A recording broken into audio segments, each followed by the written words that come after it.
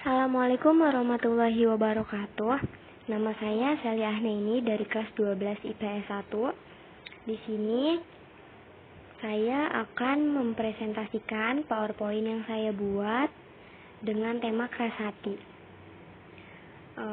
Pelajaran Akidah Akhlak kelas 12 yang diajar oleh Bu Sitah Ardinah.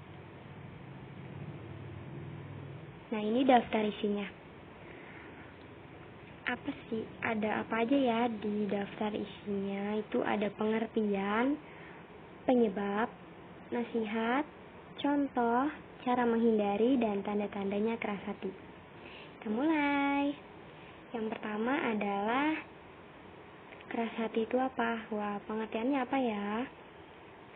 Arti kata keras hati dalam Kamus Besar Bahasa Indonesia adalah tidak lekas putus asa, tidak akan berhenti bekerja sebelum yang dicita-citakannya tercapai.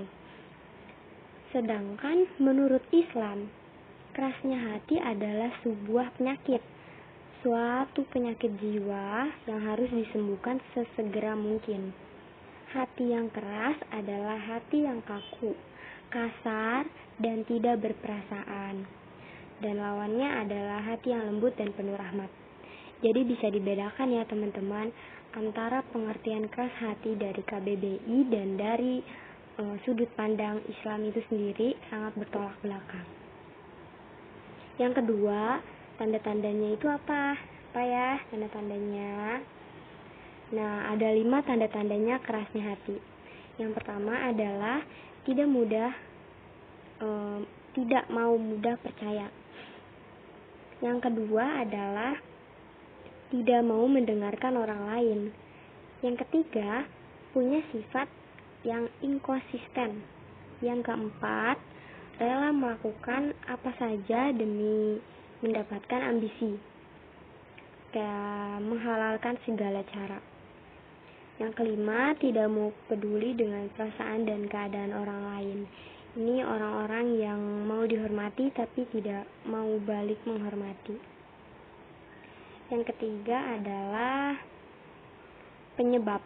Apa sih penyebab keras hati? Wah, ada 5 juga nih teman-teman.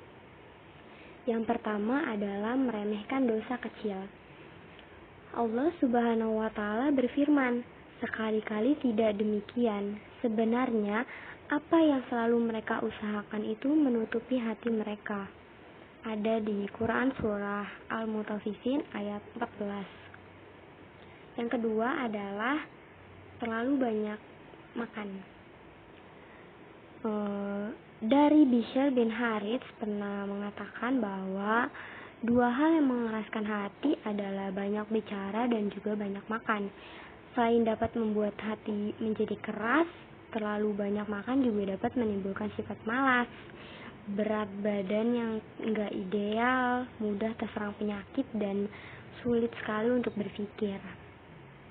Yang ketiga adalah terlalu banyak tertawa. Nabi SAW pernah bersabda bahwa banyak tertawa itu mematikan hati, dari hadis riwayat Ahmad. Wah, kenapa gitu ya teman-teman? Tertawa bukan hal yang dilarang. Rasulullah sendiri pernah tertawa, namun tertawa dilakukan sewajarnya saja. Karena itu ditegaskan di awal bahwa beliau banyak menangis dan sedikit tertawa. Jadi kalau tertawa jangan berlebihan ya. Yang keempat adalah terlalu banyak bicara. Rasulullah pernah bersabda lagi, tidak akan lurus iman seorang hamba hingga lurus hatinya, dan tidak akan lurus hatinya hingga lurus lisannya. Hadis riwayat Ahmad. Ada lagi nih sabdanya, barang siapa yang beriman kepada Allah dan hari akhir, hendaklah dia berkata benar atau diam. Hadis riwayat Muslim, Baihaqi, dan lainnya. Yang kelima adalah teman yang buruk. Ada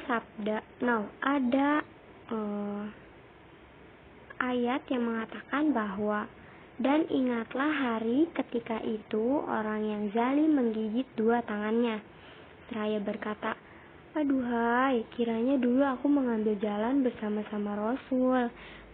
Kecelakaan besarlah bagiku.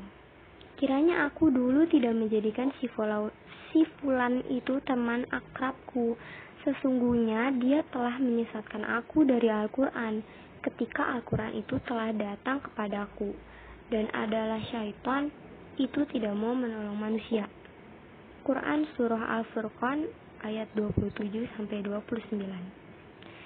Sebagian ulama salaf juga mengatakan bahwa kerasnya hati karena 4 hal: melampaui batas, makan, tidur, bicara, dan pergaulan. Intinya sama ya teman-teman. Jadi jangan terlalu berlebihan dalam melakukan kelima hal ini. Nanti bisa menyebabkan hati keras. Yang keempat adalah hadis dan ucapan Rasulullah. Sebelumnya saya sudah menyatakan banyak sekali hadis dan ucapan Rasulullah ya teman-teman. Jadi kita perdalami lagi. Ada nggak sih nasihat dari Rasulullah mengenai kerasnya hati? Ada, yuk kita sama-sama simak ya. Suatu hari, seorang sahabat datang kepada Rasulullah dan berkata, "Akhir-akhir ini aku merasakan hatiku keras." Rasulullah berkata, "Maukah engkau kuberitahu cara untuk melembutkannya dan keinginanmu terpenuhi? Sayangilah anak-anak yatim, usaplah kepalanya, berikanlah mereka makanan dari makananmu. Niscaya hal demikian akan melembutkan hati dan melapangkan rezekimu." Wah, dalam ya teman-teman. Jadi tetap sayangi teman-teman dan anak-anak yatim di sekitar kita, karena bisa melapangkan rezeki. Yang kelima adalah contoh dari kerasnya hati.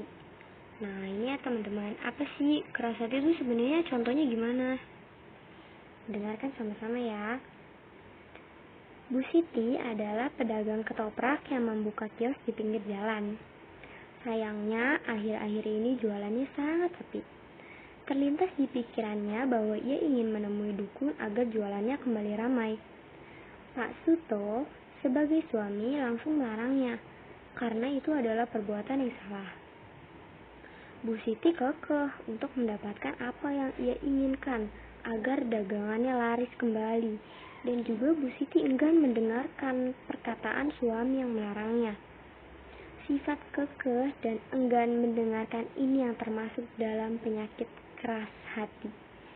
Waduh, gimana nih teman-teman? Pernah kayak gini nggak ya? Hati-hati ya, nanti hatinya jadi keras. Oke, yang terakhir adalah cara menghindari keras hati. Nah, ini ya teman-teman, menghindar dari penyakit hati. Yang pertama adalah ingat Allah. Yang kedua, ingat mati. Yang ketiga, berziarah kubur. Yang keempat, membaca Al-Quran. Yang kelima, zikir dan istighfar. Yang keenam, bergaul dengan orang-orang soleh. Yang ketujuh adalah introspeksi diri. Kenapa sih harus ingat Allah? Karena kita ada di sini karena Allah. Kita menjalani kehidupan juga karena Allah, dan kita kembali juga untuk Allah. Jadi jangan lupakan Allah di setiap kalian melangkah. Yang kedua adalah ingat mati. Kenapa ingat mati bisa menghindari kerasnya hati? Karena jika seseorang mengingat kematian, ia akan takut dan selalu berlomba-lomba untuk menghindari penyakit-penyakit yang membuat dirinya menjadi sesat. Ya contohnya ya seperti Bu Suti tadi, dia nggak dekat-dekat sama dukun dan menjalani usaha secara halal dan berkah. Yang ketiga adalah berziarah kubur ya.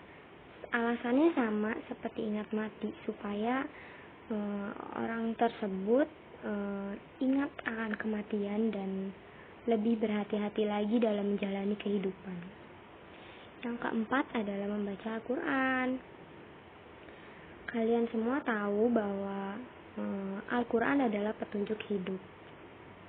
Karena sering membaca dan meneladani isi dari Al-Quran tersebut, kita bisa menghindari penyakit keras hati.